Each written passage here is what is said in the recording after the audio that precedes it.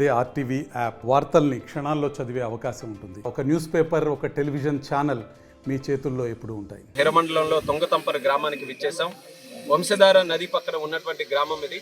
గత 2 రోజులుగా ఏదైతే ఉత్తరాంధ్రలో ముఖ్యంగా శ్రీకాకుళం జిల్లాలో పడినటువంటి అకాల వర్షాల వల్ల, అలాగే ఒరిస్సాలో పడినటువంటి వర్షాల వల్ల వంశధారలో వాటర్ ఫ్లో పెరిగి వంశధార నడి ఒడ్డున ఉన్నటువంటి ఎన్నో విలేజెస్కి ఇబ్బందికరమైనటువంటి పరిస్థితులు ఉంటే దాన్ని ముందుగానే ప్లాన్ చేసుకొని జిల్లా యంత్రాంగం, ముఖ్యంగా కలెక్టర్ గారు, అధికారులు, స్థానిక ప్రజాప్రతినిధులు, ఎమ్మెల్యేలు అందరూ కూడా అప్రమత్తమై ప్రజలతో మమేకమై అధికారులతో సంఘటితంగా ఎన్నో కార్యక్రమాలు చేసి ఎక్కడ ఇబ్బంది లేకుండా, ఎక్కడ కూడా ఎవరికి ప్రజలకి ముఖ్యంగా ఎటువంటి ఇబ్బందికరమైనటువంటి పరిస్థితులు లేకుండా అన్ని చర్యలు కూడా తీసుకోవడం జరిగింది.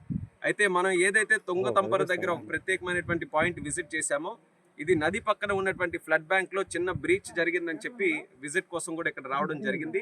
ఈ యొక్క పాయింట్ మీద నిన్నటి నుంచి కలెక్టర్ గారు, అలాగే ఇక్కడ ఉన్నటువంటి అధికారులు అందరూ కూడా, ముఖ్యంగా ఇరిగేషన్ అధికారులు అందరూ కూడా ఇక్కడికి రెనోవేషన్ కొన్ని వర్క్లు ఏవైతే యాప్రాన్ తాలూకు ఉన్నాయో అవన్నీ కూడా చేయడానికి అవి చేస్తున్నాం. ఎందుకనంటే ఒక పక్కన జిల్లాలో ఉన్న రైతులందరూ కూడా ఆధారపడింది ఈ వంశధార మీద, ఈ గొట్టా బ్యారేజ్ మీదే.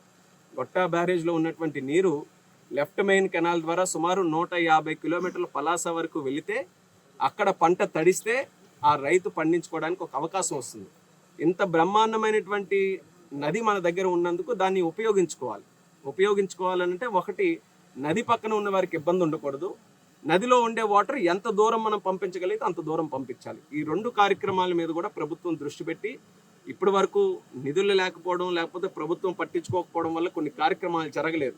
కానీ మన ప్రభుత్వం వచ్చిన తర్వాత చంద్రబాబు నాయుడు గారు కూడా రైతులని, వ్యవసాయాన్ని, ఇరిగేషన్ వాటర్ని ఇదే ప్రముఖమైన సబ్జెక్ట్స్గా పెట్టుకొని దీనికే ఎక్కువ డబ్బులు కూడా కేటాయించి ఈ కార్యక్రమాలన్నీ ముందుకు నడిపించడం జరుగుతుంది. కాబట్టి ఒక ఆశ, మన అందరికీ కూడా ఒక ఆనందకరమైన విషయం, చంద్రబాబు నాయుడు గారు ఉన్నారు, ఆయన నిధులు ఇచ్చి మనకి ఈ కార్యక్రమాలన్నీ కూడా చేస్తారన్న నమ్మకాన్ని స్థానికులకి, జిల్లా వాసులందరికీ కూడా తెలియజేస్తున్నాం. వరదకి సంబంధించి అయితే ప్రస్తుతానికి ఎక్కడా కూడా ఇబ్బందికరమైనటువంటి పరిస్థితులు లేవు, అంతా కూడా కంట్రోల్లో ఉంది. అధికారులు కూడా చాలా చక్కగా పనిచేస్తున్నారు.